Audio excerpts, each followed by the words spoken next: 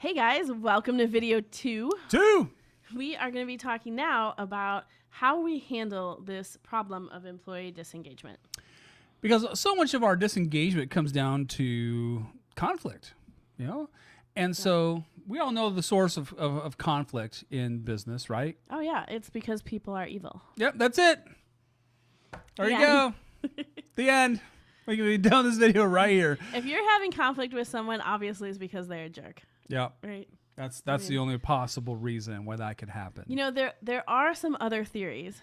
Now, I'm not saying your coworker's not evil because occasionally that is true. Occasionally, there's a few evil people out there. They're not very few and far between, though. But most likely, your employees are not evil. They are just different from you. Right. So, as a matter of fact, there's a guy by the name of W.C.H. Prentice. Back in the 1960s, he wrote this groundbreaking article for the Harvard Business Review. Mm-hmm. Made a splash. Yeah. And in this article, he made this assertion. He said, people are complex and people are different. And actually, you need to engage people at every level of your company. Oh, now that's crazy talk. Crazy talk. Now, you may be thinking, that's not very crazy. People are unique and different. Hey, we do that all the time. It's called millennial mindset or something. And so you or something. We call it something. Okay. So you were Special thinking that's not that interesting. But in the 1960s, it was pretty interesting because we were still firmly in the factory mindset. Oh, yeah. We have a couple of people who are at the top and everybody else just moves the cog along. They just push that button. People are just meat machines that you can switch out. No problem.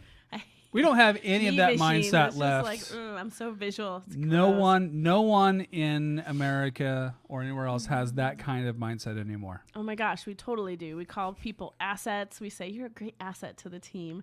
You know, like the idea that that everybody just is a role and everybody's interchangeable. And if you want to have low engagement on your team, you should treat people like robots. That sounds like That's a great plan. Strategy for low engagement. But if you want more intelligence and more innovation and more engagement on your team, you could try treating people like humans. So here's something that we need to know about humans. Blasphemy, even. We need to know that people are different. And actually, there's two things we need to know about difference. The first is that it's the root of most conflict. So imagine you're in a meeting. The meeting kind of derails. You're really frustrated. So you walk outside because, of course, we have to have the meeting after the meeting. So you stand around with your ally and you say, I can't believe you said that. I would never have said that. Well, of course you wouldn't have said that. Because you're you. Yeah. But this person, he's him, and he happens to be different from you. He has different values. He has a different history. He has different things that he's protecting against and that he's trying to accomplish. And so now you've got conflict, and you think this person is different than me, so they are a jerk. What an asshole. They're evil. All about the swearing in these videos. And so there is another thing that we can do, and we could see that when someone is different than us, they're bringing a perspective that we don't have, and that is called intelligence. That's where we start to have a smarter team. So here's what intelligence.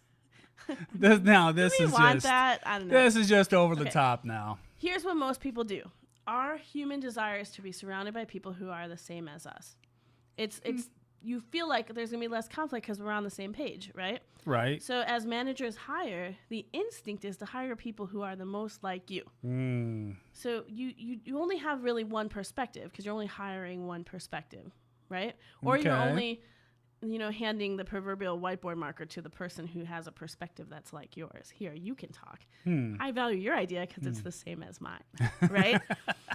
And so you really don't get a lot of intelligence on that team. I suppose that's true. So what can we do that's not that? It's not that. Let's do not that. How about that? Not that? What else? So what we can do is create a culture of valuing diversity and valuing difference on your team. What you want is different perspective. What you want is for people to have some healthy argument. That's where big ideas happen. That's where problems get solved before they happen because everybody feels like they can speak from their own brain out of their own wiring. Yeah. So in order to do that, a shop to kind of help lay the foundation and the framework for that is to start with language. And to have a language of value for that diversity. As a matter of fact, we've got 4 tools we're going to be spending the next 4 little videos talking about. And so we're going to be introducing you to VAK, Strengths Finders, Myers-Briggs, and Kimberly's favorites. Enneagram. To help bring your team a new language that could really help break through that barrier of the sameness. Right. You know, and start to appreciate and enhance communication rather than limit it. Now, these are the 4 languages that we work most frequently with in our work doing team dynamics with teams.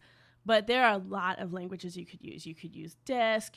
There's so many. Pick your poison. And so this is, in my opinion, they have different benefits and pros and cons.